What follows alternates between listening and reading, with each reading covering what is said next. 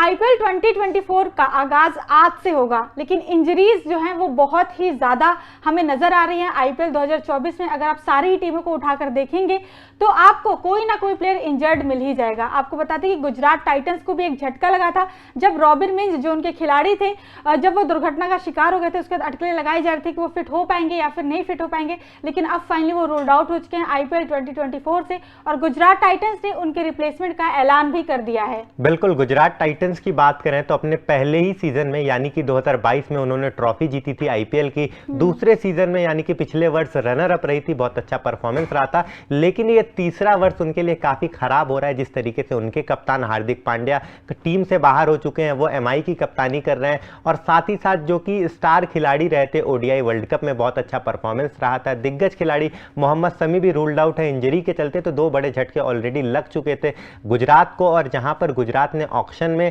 3.60 करोड़ में रॉबिन मिंज को खरीदा था, काफी चर्चाएं हो रही थी। ये कहा जाता था कि रॉबिन मिंज जो है रांची के क्रिस गेल हैं, बहुत बड़े बड़े छक्के लगाते हैं, हिटर हैं, बहुत शानदार परफॉर्मेंस करते हैं। और उनको लेकर हम बता दें कि एमएस धोनी जो कि चेन्नई सुपर किंग के कप्तान रहे हैं, इस बार कप्तानी नहीं कर रहे हैं, बहुत अच्छे खिलाड़ी हैं। उन्होंने उनकी तारीफ की थी। उन्होंने रॉबिन मिंज के पिता से कहा था कि ऑक्शन से पहले कि अगर रॉबिन मिंज को कोई नहीं खरीदेगा तो मैं उन्हें खरीदूंगा। तो जिस तरीके के खिलाड़ी थे, सबको यकीन था बहुत कुछ खास करने वाले हैं, लेकिन अब उन पर भी एक संचय या फिर हम कहते हैं एक सवाल खड़ा हो गया क्योंकि अब वो रूल्ड आउट हो चुके हैं। बिल्कुल, और रिप्लेसमेंट कोई और नहीं बल्कि बीआर शरत हैं। रॉबिन मिंज आपके विकेट कीपर बैट्समैन थे, लेकिन उनकी जगह बीआर शरत को लेकर आए हैं। बीआर शरत जो है वो कर्नाटका की तरफ से खेलते हैं डोमेस्टिक में, बहुत ही अच्छे उनके डोमेस्टिक में रिकॉर्ड्स है, बहुत ही शानदार रिकॉर्ड्स है। और अब बीआर शरत को रॉबिन मिंज की रिप्लेसमेंट का मतलब रिप्लेसमेंट के तौर पे लेकर आया गया है। अब देखना होगा कि किस तरह से वो परफॉर्म करते हैं, अगर उन्हें मौका मिलता है प्ले इंग्लैंड में या फिर नहीं मिलता है। लेकिन बीआर शरत जो है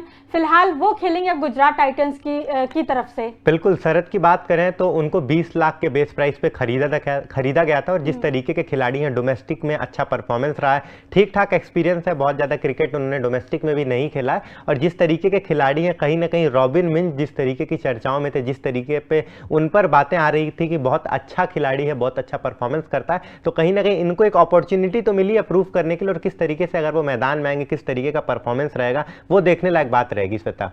बिल्कुल, और आपको बता दें कि अभी फिलहाल एक मैथ्यू वेड थे इनके पास विकेट कीपर बैट्समैन, एक रिद्धिमान साहा पहले से ही इनके पास विकेट कीपर बैट्समैन, और तीसरे रॉबिन मिंज थे जो कि अब नहीं है, तो तीसरे विकेट कीपर बैट्समैन है बीआर शरत। 3 विकेट कीपर बैट्समैन हो चुके हैं ऑलरेडी, क्योंकि केएस भरत भी पिछली बार मतलब कि गुजरात टाइटंस जो थे वो भी विकेट कीपर बैट्समैन थे, लेकिन उनको इतना ज्यादा मौका नहीं मिला, इस वजह से उन्हें रिलीज कर दिया गया था। लेकिन फाइनली 3 हो चुके हैं wicket keeper batsman Gujarat Titans में, और काफी बैलेंस नजर आ रही गुजरात टाइटंस अगर अभी के फिलहाल देखे सिनेरियो में। तो बीआर शरत के रिकॉर्ड्स की बात करें तो उन्होंने 20 फर्स्ट क्लास मैच खेले हैं जिसमें 616 रन बनाए हैं, 1 शतक 3 हाफ सेंचुरी है।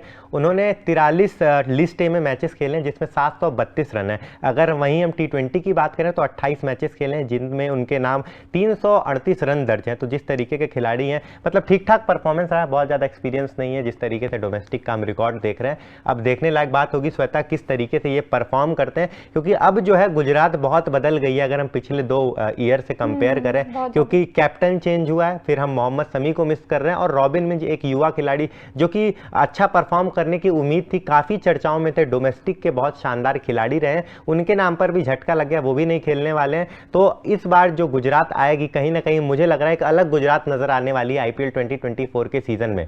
बिल्कुल, और देखना होगा कि शुभमन गिल की कप्तानी भी कैसी होती है, क्योंकि सब लोग ऐसे ही बोलते थे कि हार्दिक पांड्या की कप्तानी बहुत अच्छी थी 2 साल से, इसी वजह से गुजरात टाइटंस इतनी सफल फ्रेंचाइजी बन सकी। पहले ही सीजन में आके आपने ट्रॉफी जीत ली, दूसरे सीजन में आप रनर अप रहे, और अब ये तीसरा सीजन है गुजरात टाइटंस का। हालांकि एलएसजी भी साथ ही है, एलएसजी ने भी दोनों ही सीजन में प्लेऑफ के लिए क्वालिफाई जरूर किया था, लेकिन फाइनल खेलने का मौका नहीं मिला या फिर विनर बनने का मौका नहीं मिला।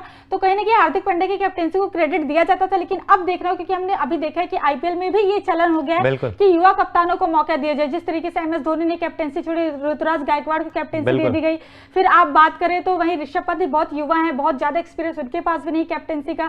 शुभमन गिल का डेब्यू सीजन है ये आईपीएल में, तो देखना होगा किस तरीके से सारी फ्रेंचाइजी स्पेशली गुजरात टाइटंस से बहुत ज्यादा नजरें रहेंगी, क्योंकि सबसे यंगेस्ट कैप्टन शुभमन गिल है इस आईपीएल। बिल्कुल, और पॉजिटिव भी अगर हम बात करें तो उसमें दो पॉजिटिव मुझे नजर आता है। एक शुभमन गिल जिनका हाल में अभी टेस्ट सीरीज में जो कि फॉर्म बहुत शानदार रहा था, अच्छा परफॉर्मेंस रहा था, और दूसरे राशिद खान जिन पर सवाल था कि शायद इंजरी के चलते वो नहीं खेले, लेकिन अभी उनका जो घरेलू क्रिकेट हुआ था, उनका जो टेस्ट मुकाबला हुआ था T20 आयरलैंड के साथ, वहां पर वो कप्तानी भी कर रहे थे, बल्लेबाजी भी कर रहे थे, 7 विकेट चटकाए थे, बहुत अच्छा परफॉर्मेंस रहा था। तो ये एक पॉजिटिव है राशिद खान और शुभमन गिल। देखने लायक बात होगी किस तरीके का परफॉर्मेंस गुजरात करती है। बाकी आपकी जो भी राय इस पूरे मामले में कमेंट बॉक्स में बताइए, और जाते जाते तूफान स्पोर्ट्स को लाइक करिए, शेयर करिए और सब्सक्राइब करिए।